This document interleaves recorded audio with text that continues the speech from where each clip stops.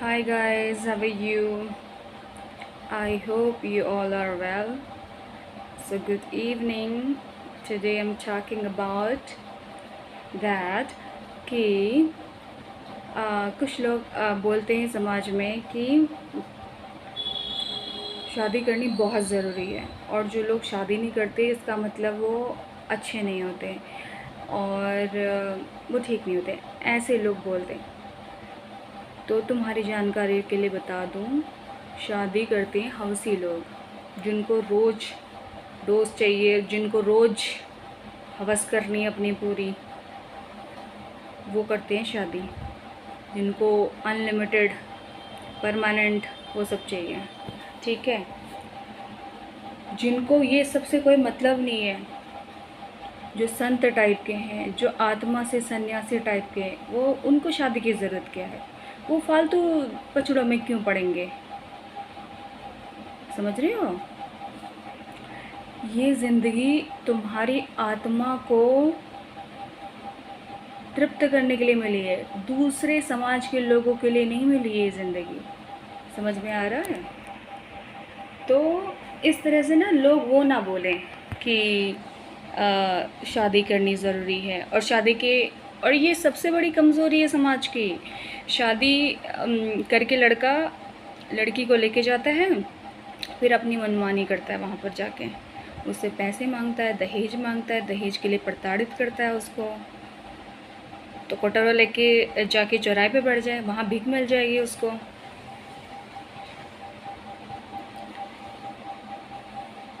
इतना लालची होता है वो पैसों का, खुद कमाने की होश नहीं है, खुद कमाने की काबिलियत नहीं है कि जाके खुद कमाएं। उसकी कोई काबिलियत नहीं है, बस लड़की से मांगने पैसे। किसकी आड़ में? शादी की आड़ में। और उसको, लड़की को टॉर्चर करना है किसकी आड़ में? शादी की आड़ में। ज़रा सोचो, अगर शादी जैसी ऐसी कोई धूर्त व्यवस्था नहीं होती तो क्या वो लड़की को कभी प्रताड़ित कर पाता? क्या वो उसे कभी टॉर्चर कर पाता? नहीं। शादी के आड़ में तो ये धूर्त व्यवस्था ही है, क्योंकि शादी की आड़ में, इस धूर्त व्यवस्था की आड़ में लड़कियों के स्वाभिमान को कुचला जा रहा है। लड़की के स्वाभिमान के साथ इस तरह से बुरा बर्ताव किया जा रहा है कि जो लड़का इतना लालची है, उसके अंदर खुद काबिलियत नहीं कमाने की, एक नंबर का नालायक है, वो लड़की से पैसे मांगता है और कहते हैं कि मैं राजपूत हूँ, ठाकुर हूँ, क्या हूँ। अबे तुम उनकी जूती के बराबर नहीं, तुम अपने आप को ठाकुर कहते हो, तुम्हारे लक्षण हैं, तुम्हारी औकात है ठाकुर और राजपूतों वाली। तुम लड़की से पैसे मांग रहे हो, भीख मांग रहे हो। अरे राजपूत तो दुनिया में बांट दिया करते थे संपत्ति अपनी, सबको दान कर देते थे, देवता स्वभाव के होते थे वो। और तुम हो राक्षस, राक्षसगण के।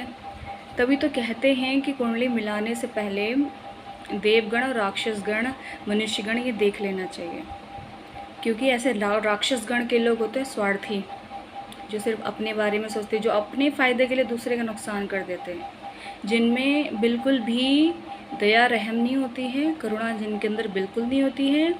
वो अपने फ़ायदे के लिए दूसरे का नुकसान भी कर देते हैं, यही करते हैं वो। तो ये राक्षसगण से कभी शादी नहीं करनी चाहिए। पहले कुंडली देख लेनी चाहिए कि राक्षसगण है, देवगण है। देवगण की शादी देवगण से होनी चाहिए। अगर कोई लड़की देवगण की, तो उसकी शादी देवगण लड़के से होनी चाहिए, राक्षसगण लड़के से नहीं होनी चाहिए, क्योंकि वो एक नंबर का हरामी, नालायक, राक्षस कहीं का। वो लड़की को स्वार्थ के लिए इस्तेमाल करने की कोशिश करेगा, अपने दोस्तों में उसके नंबर बांट देगा, अपने दोस्तों को वो करने की कोशिश करेगा, दलाली करने की कोशिश करेगा। वो इस तरह का घटिया होता है राक्षसगण के, जो स्वार्थी होते हैं, जो अपने स्वार्थ के लिए दूसरे का नुकसान करते हैं, दूसरे का नुकसान करते हैं अपने स्वार्थ के लिए। इतने घटिया होते हैं राक्षसगण के। तो ऐसे लोगों से बिल्कुल दूर रहना चाहिए। देवगण के लोग होते करुणा दया वाले, वो कभी भी बुरा नहीं सोचते हैं किसी का, उनके मन में दया होती है। समस्त सभी जो जानवर होते हैं, इंसान होते हैं, उनके मन में दया करुणा होती है। इंसानों के लिए, जानवरों के लिए, पेड़ पौधों के लिए, क्योंकि उनका नाम ही देवता है। देवता मतलब देने वाला, जिन जो करुणा दे, दया दे, जो हमदर्दी करे, वो देवता है। समझ रहे हो? तो देवगण की शादी देवगण से होनी चाहिए, ठीक है। हाँ, देवगण के स्वाभिमानी होते बट अहंकारी नहीं होते। उनके स्वाभिमान पे अगर चोट लगी तो वो रिश्ता तुरंत ख़त्म कर देते हैं। लेकिन राक्षसगण के पीठ पीछे वार करते हैं और रिश्ता को चलाए रखते हैं, लेकिन वो पीठ पीछे वार तुम्हारा फ़ायदा उठाते जाएंगे, तुम्हारा नुकसान करते जाएंगे और अपना स्वार्थ सिद्ध करते जाएंगे। ऐसे होते हैं राक्षसगण के लोग, तो इनसे दूर रहना चाहिए। शादी करते समय कुंडली देख लेनी चाहिए शादी करने से पहले, वरना बहुत पछताओगे बाद में। ये राक्षस गणों से दूर रहना चाहिए जो समाज में इतने फैले हुए हैं, इनसे दूर रहना चाहिए। ये स्वार्थी होते हैं, मौका परस्त होते हैं और अपने फ़ायदे के लिए दूसरे का नुकसान करते हैं। नुकसान दूसरे का पहले करते हैं ये, और जलते दूसरों से हैं, दूसरों को नुकसान करते हैं अपने फ़ायदे के लिए। किसी भी हद तक गुजर जाएंगे, नीचता की, घटियापन की किसी भी हद तक गुजर जाएंगे ये राक्षसगण के लोग। मनुष्यगण के ऐसे होते हैं कि उनके अंदर थोड़ी राक्षसगण, थोड़ी देवगण की दोनों क्वालिटी होती। कभी वो राक्षसगण की तरफ, कभी देवगण की तरफ, लेकिन वो भगवान के भक्त होते हैं जो मनुष्यगण के होते हैं। स्वार्थी तो वो होते हैं, स्वार्थी थोड़ी होते हैं, बट राक्षसगण की बराबर स्वार्थी नहीं होते। मनुष्यगण के होते हैं थोड़ी बहुत, भगवान में विश्वास रखते हैं, भगवान से उम्मीद रखते हैं, लेकिन राक्षसगण की तरह दूसरे का नुकसान करके अपना स्वार्थ सिद्ध नहीं करते हैं। और देवगण के लोग होते हैं, वो सारे काम स्वयं करना पसंद करते हैं, भगवान पे तो विश्वास है बट अपना खुद भी करते हैं वो, और स्वाभिमानी होते हैं। और जहाँ पर उनको थोड़ा सा भी बुरा लगता है या उनको लगता है कि ये सब ठीक नहीं चल रहा, तो वहाँ से वो ख़त्म करते हैं। ये होते हैं स्वाभिमानी, सामने से बोलते हैं, स्ट्रेट फॉरवर्ड होते हैं। लेकिन राक्षसगण के पीछे से षड्यंत्र करते हैं, कॉन्स्पिरेसी करते हैं, तुम्हारी जड़ें काटने की कोशिश करते हैं, फूट डलाने की कोशिश करते हैं, बीच में लड़ाइयाँ करवाते हैं आपस में। दो सगे संबंधियों, तुम्हारी फैमिली वालों से तुम्हें अलग करने की कोशिश करते हैं, तुम्हारे फैमिली वाले से तुम्हें भड़काते हैं, तुम्हारे फैमिली वालों से तुम्हारा लड़ाई करवाने की कोशिश करते हैं। ऐसे होते राक्षसगण के, जो दूसरों को भड़काते हैं, दूसरे के बीच में लड़ाइयाँ करवाते हैं, आपको आपकी फैमिली के खिलाफ़ भड़काने की कोशिश करते हैं और आपको हमेशा नुकसान पहुंचाने की कोशिश करते हैं। मुंह के सामने अच्छा अच्छा बोलेंगे, मीठा मीठा बोलेंगे, मुंह के सामने बहुत प्यारी बातें करेंगे, तुम्हें जाल में फंसाने की कोशिश करेंगे और तुम्हें लगेगा कि यही सबसे अच्छे इंसान है, बट वो अच्छे नहीं होते हैं। वो होते हैं सबसे घटिया, जो तुम्हें तुम्हारे माँ बाप के खिलाफ़ भड़काते हैं और तुम्हें इस्तेमाल करने की कोशिश करते हैं और तुम्हारा नुकसान करने की कोशिश करते हैं। इस तरह से होते हैं ये राक्षसगण के, तो इनसे बच के रहना चाहिए। इनके लिए कोई सगा नहीं है, इन राक्षसगणों के लिए इनके लिए कोई सगा नहीं है। ये अपने फ़ायदे के लिए दूसरे का नुकसान करते हैं। ऐसे होते हैं ये। तो जिस तरह से ये राक्षसगण के लोग होते हैं ना, ये जैसे शकुनी था राक्षसगण का, देखो उसने कैसे जड़ें काटी, भड़का भड़का के अपने भांजे को कैसे जड़ें काटी। इस तरह के शकुनी जैसे लोग हैं दुनिया में, राक्षसगण के। इस तरह के ऐसे लड़के जो होते हैं शादी ब्याह में भी धांधली करते हैं। ऐसे शादी ब्याह के मामले में भी ये लोग बहुत ज़्यादा घटियापन करते हैं। ये एक शादी करके छुपा के रखेंगे कहीं उसको बाहर अलग, दूसरी शादी करेंगे परिवार के लिए, फैमिली के उसमें दिखाने के लिए, रिश्तेदारों को दिखाने के लिए दूसरी शादी करेंगे। पहली वाली को कहीं बाहर रखेंगे, उससे भी पैसे ले लेंगे, पहली वाली से, दूसरी वाली के बाप से भी पैसे ले लेंगे, लोगों को झूठ बोल के कि मैं कुमारा हूँ, मैं तो कोई पहली शादी नहीं हुई, जबकि इनकी पहली शादी होके बाहर कहीं उसको रख के बाहर अलग इन्होंने कहीं रखा होता है, तो उससे भी पैसे लिए होते हैं इन्होंने। दूसरी लड़की से शादी करके उसके बाप से भी पैसे लिए होते हैं।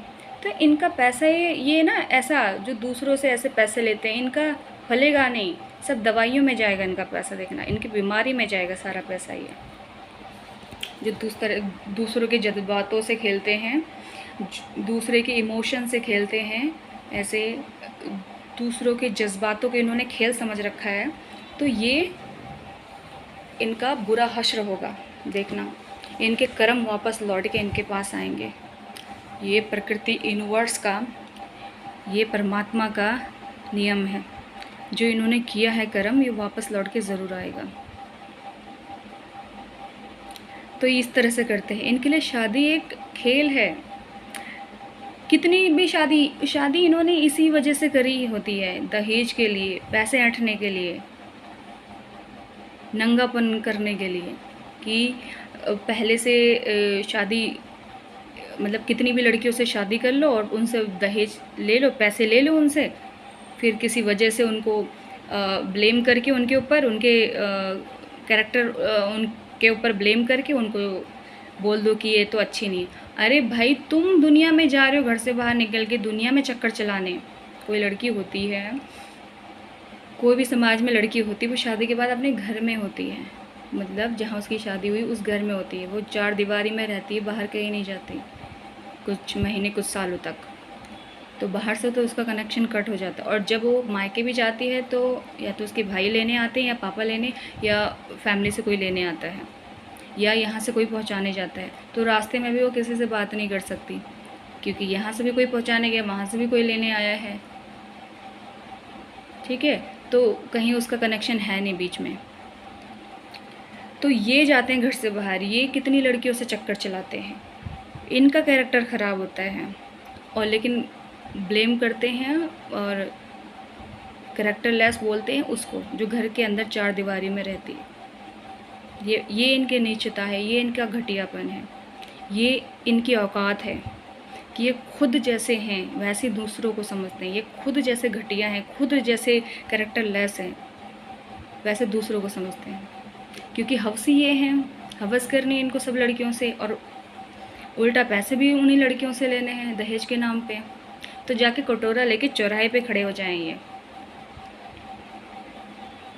या फिर इनको इतनी हवस हो रही है तो चौराहे पे खड़े करके वहाँ पर इनके हाथ में कटोरा थमा दिया जाए और 40 औरतें इनके ऊपर हवसी रख दी जाएं।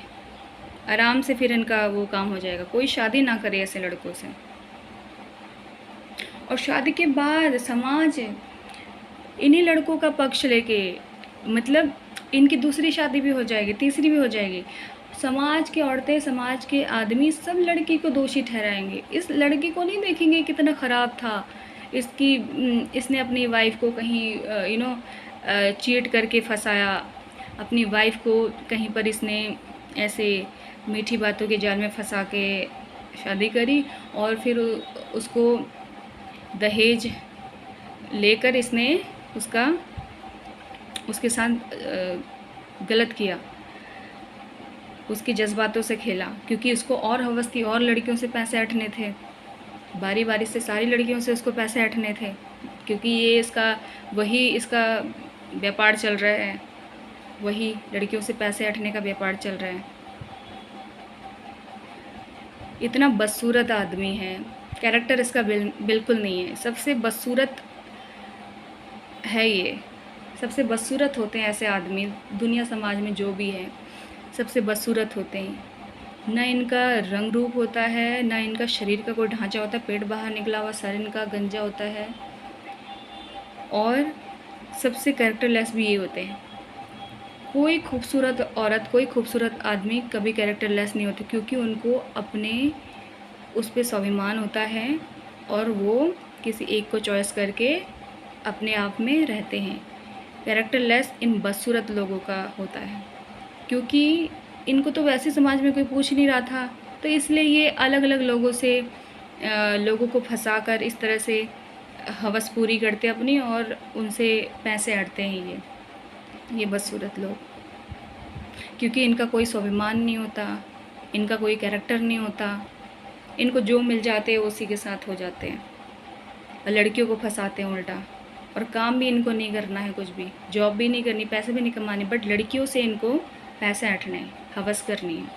और अपना शरीर का दिखाना है कि शरीर शरीर के इनको ऐसी बदसूरत लड़कियाँ शरीर दिखाती हैं, और ये आदमी भी जो ऐसे बदसूरत आदमी ये भी शरीर दिखाते हैं अपना, क्योंकि और तो कुछ होता ही नहीं इनके पास।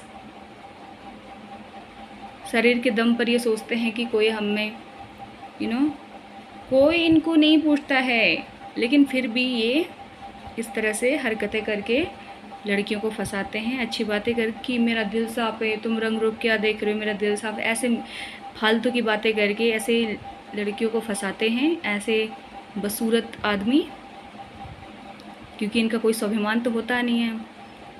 ऐसे फालतू की बातें करके लड़कियों को फंसाते हैं ये, फिर उनसे पैसे भी अड़ते हैं। लड़की सोचती शायद ये अच्छा है, इसका दिल साफ़ है, वो बेचारी नहीं समझ पाती कि भाई इसके जितना ही बाहर से बदसूरत है उतना अंदर से भी बदसूरत है। वो नहीं समझ पाती, वो सोचती शायद ये अच्छा होगा, क्या पता ये अच्छा करेगा, लेकिन नहीं, ये अपनी औकात दिखाता है। जितना ये बाहर से बदसूरत होता है उतना अंदर से भी है। ये लड़की के साथ लड़की से पैसे ऐंठने की कोशिश करता है, उससे पैसे ऐंठता है, उसको मीठी मीठी बातों के जाल में फंसाता है, उससे पैसे ऐंठता है, और फिर अगली लड़की को फंसाने की तैयारी करता है।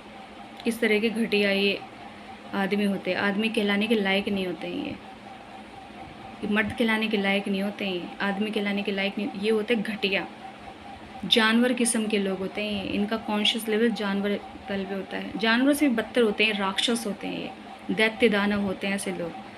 इन दैत्य दानवों का सफाया करना ज़रूरी है, इनको तो फांसी होनी चाहिए। जिस तरह से लोगों के साथ विश्वासघात करते हैं, झूठ बोल के लड़कियों को फंसाते हैं समाज में। पहले इनकी शादी कहीं और हुई पड़ी होती है, वहाँ से भी ये पैसा ऐंठ के और दूसरी शादी करके उसको झूठ बोल के कि मैं कुंवारा हूँ, उसको भी ये झूठ बोल के फंसा के उससे भी पैसे ऐंठते हैं,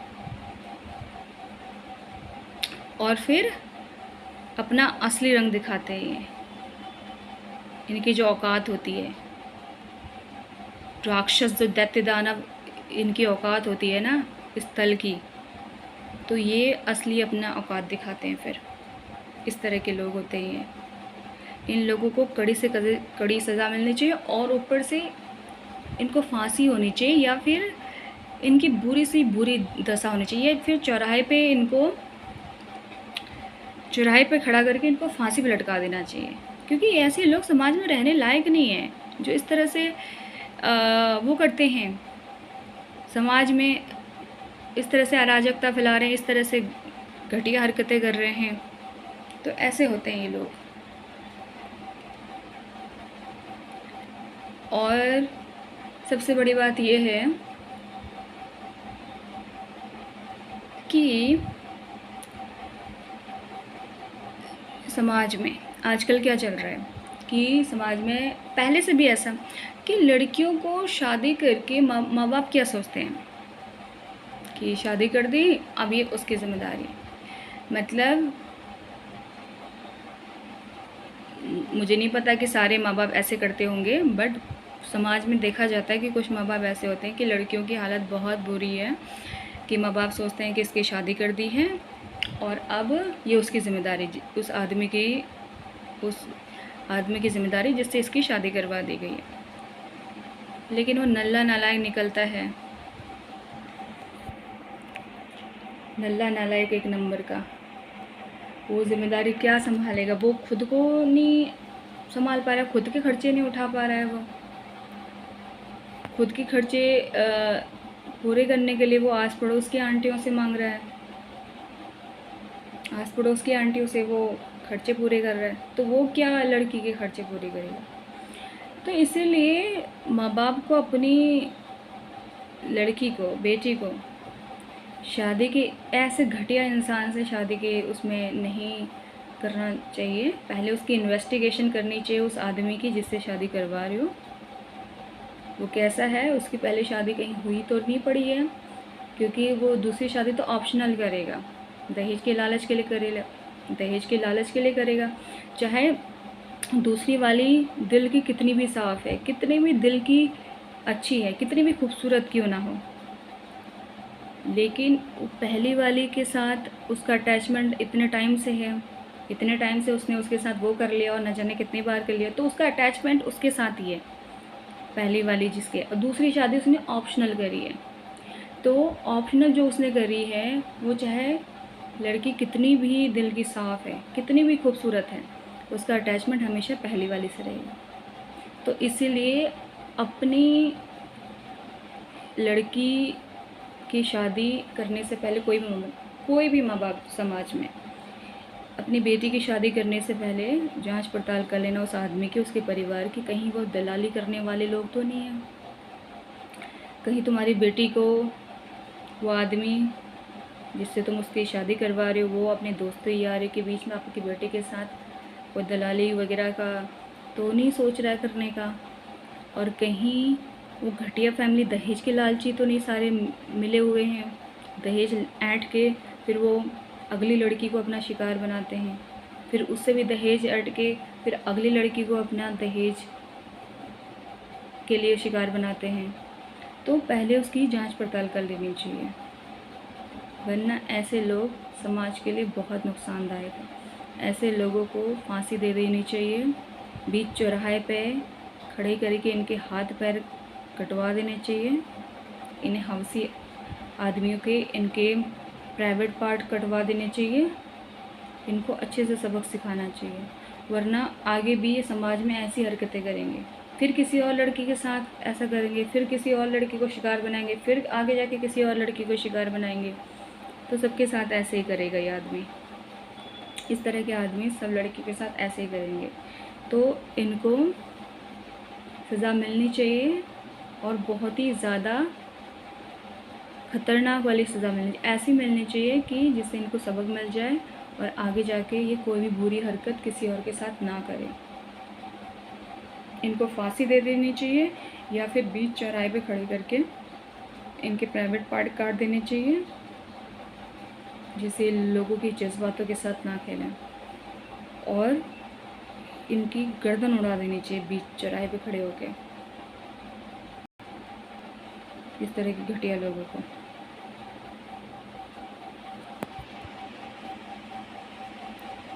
राजपूत ठाकुर जो खुद को कहते हैं वो कभी भी किसी से दहेज नहीं लेते हैं, ठीक है। उनकी औकात इतनी होती है कि वो खुद कमा सकते हैं, खुद कमा लेते हैं, वो उनकी काबिलियत होती है खुद कमाने की, खुद कमा लेते हैं, वो किसी से दहेज नहीं मांग रहे। और अगर कोई किसी से ऐसे दहेज मांगता है, कोई राजपूत ठाकुर अपने आप को बोल कर उसके बावजूद भी दहेज मांगते हैं, तो वो